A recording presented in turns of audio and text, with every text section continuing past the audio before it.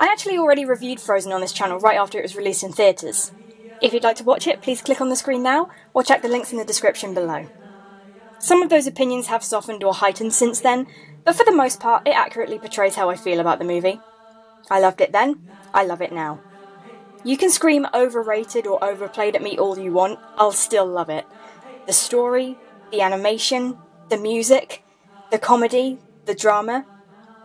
I don't want to say it's perfect, because it definitely isn't, but it's probably the closest Disney has come to perfect so far. For some reason, as of the production of this episode, neither Anna nor Elsa have yet been coronated at Disney World, so technically they're not official princesses yet. However, their induction is imminent, so I'm going to go ahead and preemptively give them their own episodes. As you've probably gathered from my previous favourites, I don't demand that my Disney princesses be role models. I'd much rather a character be interesting and entertaining than be a walking, talking moral. However, I will concede that it's important for the younger demographic to have fictional heroes to aspire to, particularly women. In the past we've had Cinderella and Tiana, who definitely portray the virtues of being a hard worker, but aren't necessarily the most charismatic. Conversely, there's the likes of Rapunzel and Jasmine, whose lessons take a backseat to exhibiting a persona. But every once in a while you get a character whose values and personality are very neatly woven together. Anna is one of them. I feel like kids should really relate to Anna. While she is an adult, she has the mindset of a child, having been denied the opportunity to grow up normally. What makes her a good role model is how she works with what she's got and allows herself to learn and grow. She starts her adult journey excitable but naive, which makes sense. She's been locked away from most of society for seemingly no reason, and now for the first time she's going to meet new people, experience new cultures, and actually have fun. There's very little in her altered memory that would warn her to be cautious, having had the most catastrophic accident in her life taken away from her. This of course leaves her open to danger, but also gives her a blind determination to rectify everything that's wrong. Her vision for a perfect life, no matter how childishly idealistic it is what pushes her forward despite the setbacks she faces. But not only is she capable of making her own decisions and finding her own way, she isn't afraid to ask for help when she needs it, and then have the resourcefulness to demand help when it's not immediately forthcoming. This determination and bravery persists throughout the story, from telling her sister about her engagement, to heading out into an unknown land, to turning to ice, and beyond. On top of having a well-told story arc, she's just immensely enjoyable.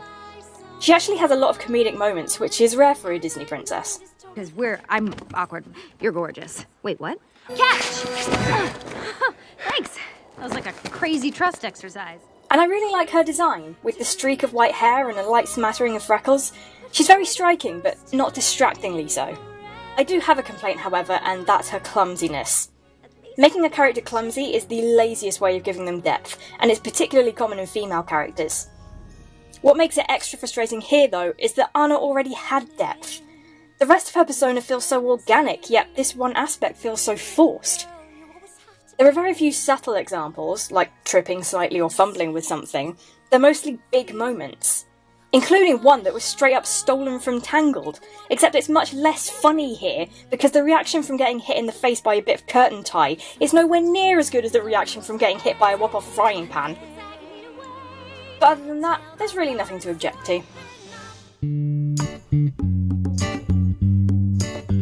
Oh, wait, maybe there is. Let me kick this off with my main reason for hating Hans. This movie does not need a villain, but I'll be getting into that more in a later video, so I'll talk about the romance specifically. I hate Hans because I really liked Hans. The rapport between him and Anna seemed genuine, and their chemistry felt real. It probably should have been more obvious to me, considering the blatant foreshadowing. Nothing's in my way. I'm so sorry, are you hurt? But the reveal of Hans as the villain feels less like the writers deftly subverting the audience's preconceptions, and more like the writers pointing at us going, haha, gotcha. I also hate Hans because there are so many better directions this story could have gone in. Like after Elsa denies them her blessing to get married, and after the initial outrage, they could take a step back and say, hey, yeah, we are rushing things a bit, let's just date for a while. Or after Anna falls for Kristoff, she realises she mistook loving feelings for being in love with Hans, and has to have an actual grown-up conversation about breaking off the engagement and maybe staying friends. How good would that have been? A Disney princess admitting that her happily ever after isn't in fact her happily ever after, and that that's totally okay? But no, she gets out of it through a convenient inconvenience. Fortunately, there's another romance to talk about. So he's a bit of a fixer-upper, so he's got a few flaws. While Kristoff, in my opinion, doesn't have the charisma of Hans or as immediate a connection with Anna, this is probably one of the most well-realised relationships to come out of Disney. On the surface of it, it's one of those first they hate each other, then they love each other stories that I cannot stand, but it's not quite that. When they first meet, he's in a bad mood because Elsa's magic is putting his ice business at risk, which, side note, is hilarious. She annoys him by asking him to do something he doesn't want to do and thinking she knows best. He annoys her by his non-committal attitude and personal habits. But they both have valid gripes, and they don't hate each other. It's just an initial lack of respect due to bad circumstances. But that respect grows on their journey, as they talk and learn about each other, develop trust and mutual understanding that eventually leads to them caring deeply about each other. Holy shit, did I just say all that about a Disney romance? Plus, they just have some very sweet moments together. Okay. 1, You tell me when. I'm ready to go. 2. I was born ready, yes! Calm down. Worry about your hair. What? I just fell off a cliff. You should see your hair. Oh, right. I'm okay. Just let the snowman be. I'm calm. Great. Oh, come on. So yeah, the Hans stuff was a rip-off, but the Kristoff stuff, despite lacking in passion for a while, is spot on. Elsa? This segment is getting harder and harder to talk about. Not because Princess's dreams and wishes are getting boring or played out. That would actually make them easier to talk about. No, it's because their dreams and wishes are becoming more nuanced and fluid. It started with Rapunzel, whose main dream propelled her through the story as she found other things to wish for. It was continued by Merida, who had kind of an anti-dream, with a subtextual dream that forwarded the story. The past traditions of the dreams come true trope are dying out.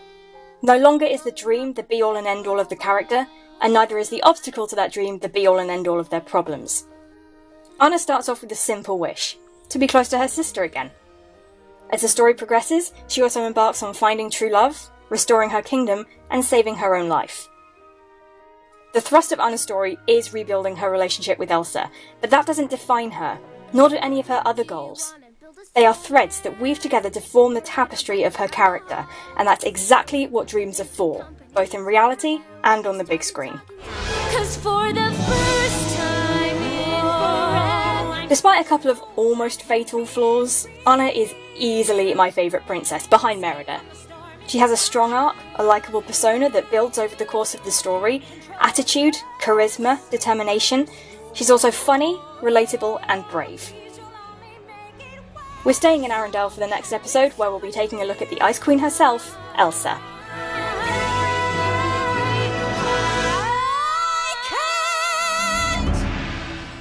Also, once you've heard this as a euphemism, I want you to take me up the North Mountain. you'll never unhear it as a euphemism. Take me up the North Mountain.